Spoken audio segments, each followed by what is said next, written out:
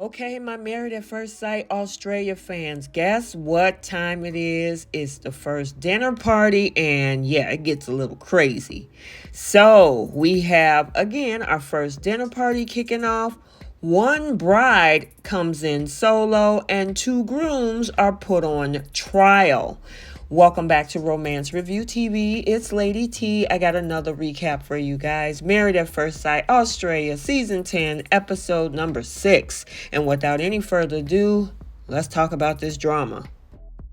So, look like our weddings are officially over. The honeymoons have brought some couples closer, and the honeymoon has also driven wedge between others. Case in point, none other than Melissa and Josh. So, they found themselves clashing over the matter of privacy, especially after Josh was caught lying about being intimate with Melissa, which in my opinion should have been private, but he didn't have to lie about it, I guess.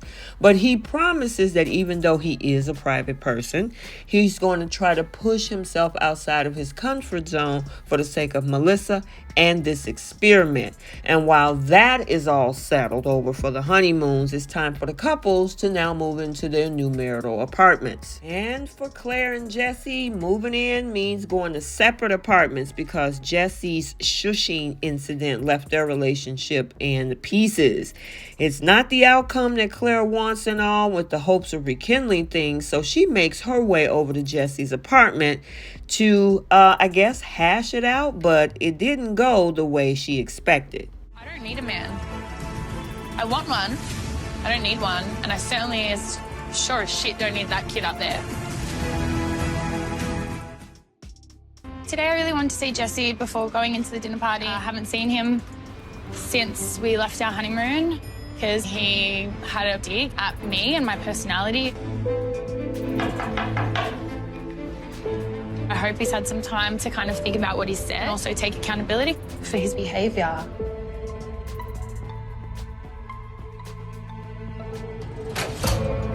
I'm kind of expecting some sort of an apology from Jesse on the way he spoke to me at the honeymoon. No, I'm okay, thank you. If I don't get that, yeah, I don't know how I'm going to feel because I'm not really happy. How you doing? Yeah, I'm all right. Yeah. We haven't seen each other since, obviously, our honeymoon, and I'm really disappointed, I'm really saddened by the way it ended. And I wanted to, go into the dinner having seen you. I didn't want to go into this, separate. I want to go in as a team. So, yeah, I just wanted to see, how you're feeling and where you're at, and, yeah. I agree. The honeymoon did end on a disappointing note. And I apologise for saying it's a star sign crap. It's okay. I shouldn't have said that because I thought more about that. And that's if that same thing was to happen to me, it's like someone saying, oh, you listen to all that do crap. Thank you for acknowledging that. I feel so relieved that Jesse has apologised. That's all to hear, to be honest. And I hope now we can move forward. I want what you want. I want to be a team. I want to walk in tonight on the same page. I want to walk in tonight with you. Well, hence why I made the first move today, because clearly you weren't going to. Do you want to talk about that? Well, yeah, I do. Because I've been doing my head in, thinking this guy's not bothered once. Yeah. This might be hard to comprehend. I don't think there's any other way I can put it than quite bluntly, which is I don't chase girls. It's not about chasing. It's about being a grown-ass man and taking accountability for your shitty behaviour. The fact that you even said that has just annoyed me even more now. I mean, I did consider coming to see you, and every part of me was just no way. That makes me feel so stupid for being here right now. It makes me regret wanting to come here. It makes me... Why? Well, because, your attitude is shit. I don't really think I have anything else to say.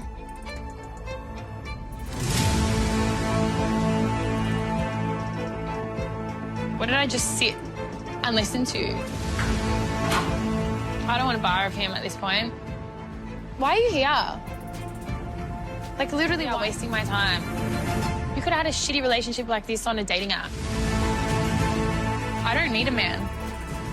I want one, I don't need one, and I certainly, as sure as shit, don't need that kid up there.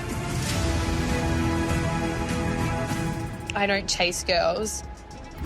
Gross. Gross. Yeah, so when he said bluntly that he don't chase girls, those 4 words canceled out Jesse's apology, and the two of them were back to square one, ignoring each other. But I guess that's the same as her saying that she don't need a man. So at this point, I guess they're equal. And then there's Bronte and Harrison. Also have to work out their differences ahead of this dinner party. Now, the two of them been estranged ever since Harrison said that he was not sexually attracted to Bronte. But they decided to call a truce, and by that we mean sweep everything under the rug so they can save face in front of the other couples.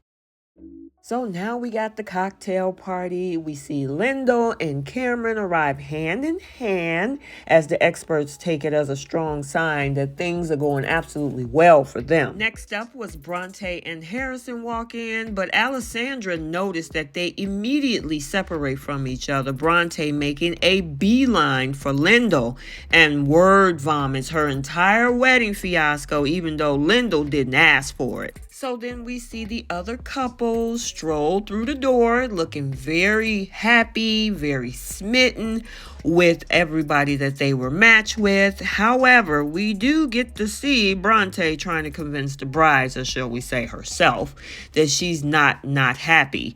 And that whole double negative, however, says otherwise. And then over by the guys, Cameron was opening up to the grooms about Lyndall's cystic fibrosis, throwing a bit of a curveball, but the men band around him and assure Cameron that he's got a good support system. And while Cameron is still learning about Lyndall's cystic fibrosis, he tells the boys that otherwise married life have been all back scratches and cups of tea.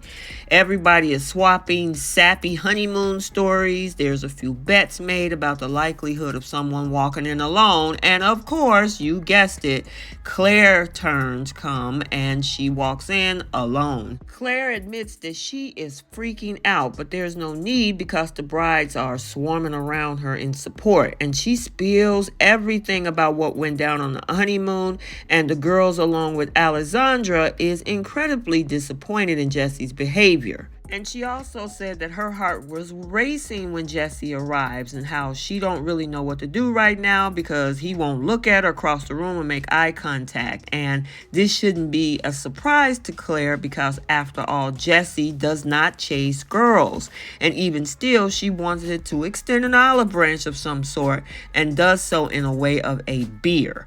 But the experts' words, Jesse is awkward, dismissive of Claire's offer, and of course, having tried with Jesse the umpteenth time, Claire admits she really feels stupid, and then we see her burst into tears.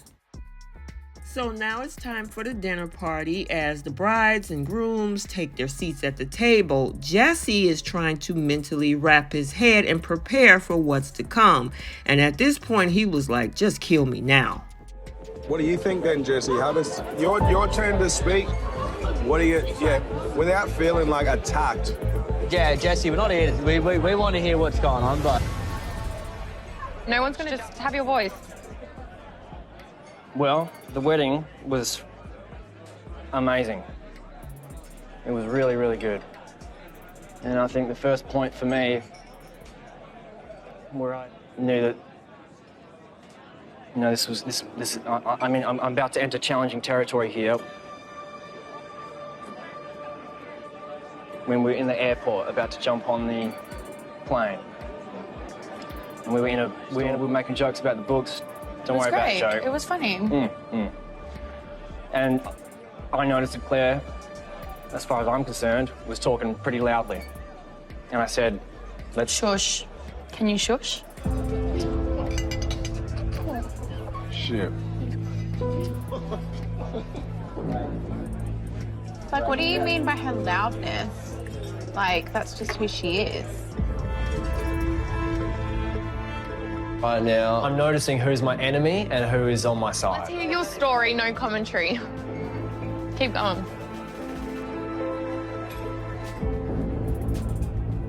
Bronte is 100% the enemy. I would rather have a date with my toaster in the bathtub than have to listen to her speak.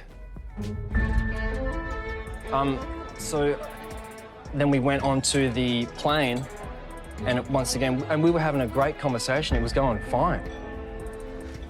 And I just knew the row in front, the row behind, and probably 2 rows in front and the second row behind, there is no way that they could not hear what Claire was saying. Claire's just she's a loud person, right? And I'm not attacking you. That's who you are. I'm loud. Yeah. I am the way I am. I'm not drawn to loud people, ostentatious, gregarious people. I just, it's a bit too much for me. And I don't want to keep telling Claire to reel it in, because I don't want to do that to you. And so it's like I feel like I'm just like going more and more inside my box here and just being reserved and withdrawing. So really what I did. And I guess if we just jump from there to where we are, I mean, that's essentially where we still are.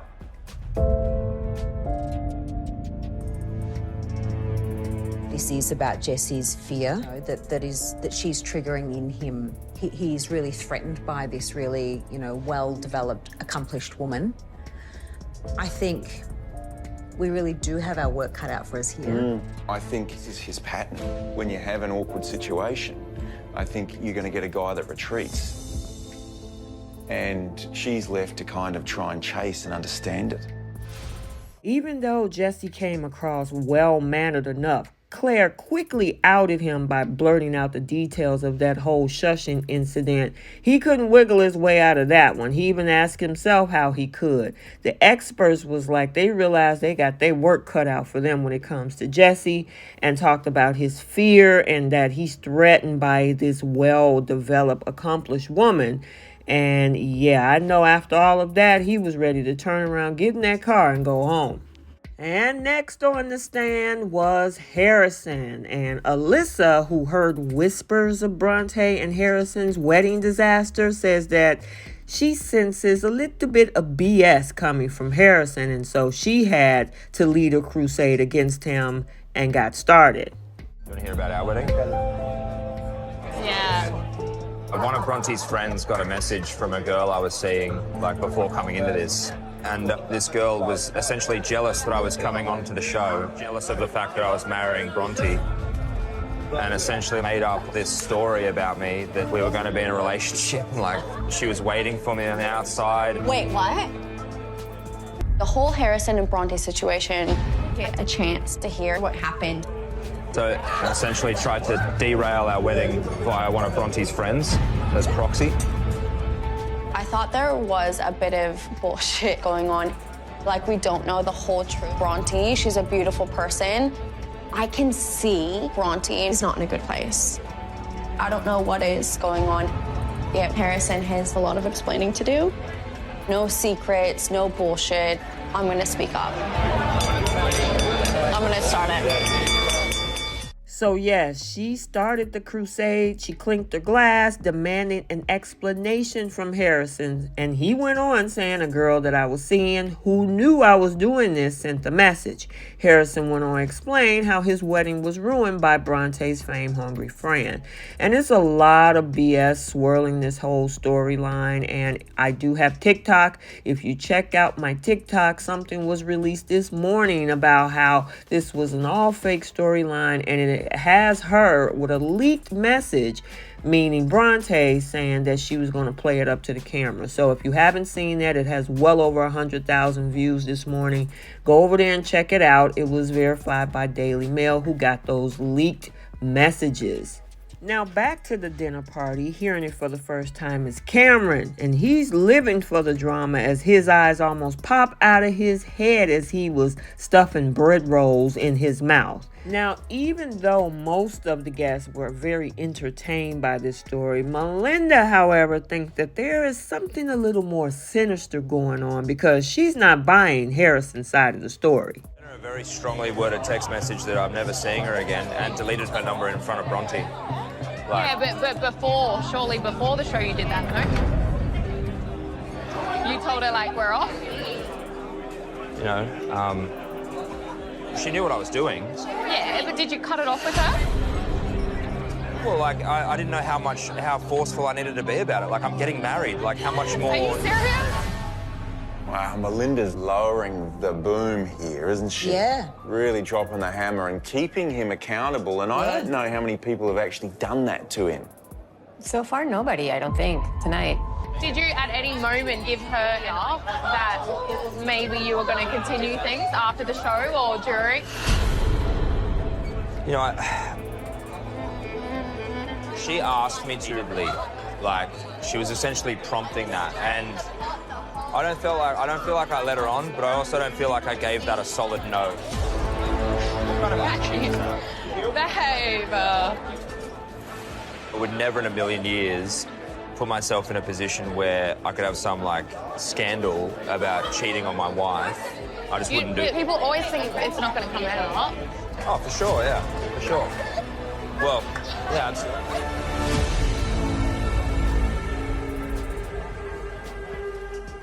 He's open. And with Melinda pointing out the holes in his story, questioning his intentions, Harrison, of course, is not a fan of Melinda at all because he don't appreciate being attacked.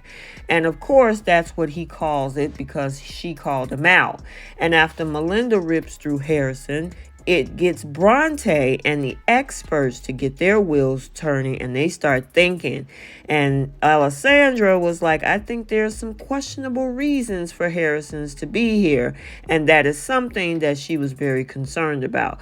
That whole coupling should be questionable with all of the stuff that have just came out this previous week. And you guys know on my channel, I'm very objective over here. I look at everything. So if you haven't checked out my TikTok, I posted a ton of stuff over there. So go over there and check it out. Okay, so let's get the conversation started down in the comment section. What do you think about the apology that happened between both Jesse and Claire? What do you think about the drama at the dinner party regarding Jesse and then Harrison? Let me hear your thoughts. So I hope you enjoyed this recap. Stay tuned for other recaps on this channel. And until the next video, like, comment, and subscribe. And we will see you next time. Bye.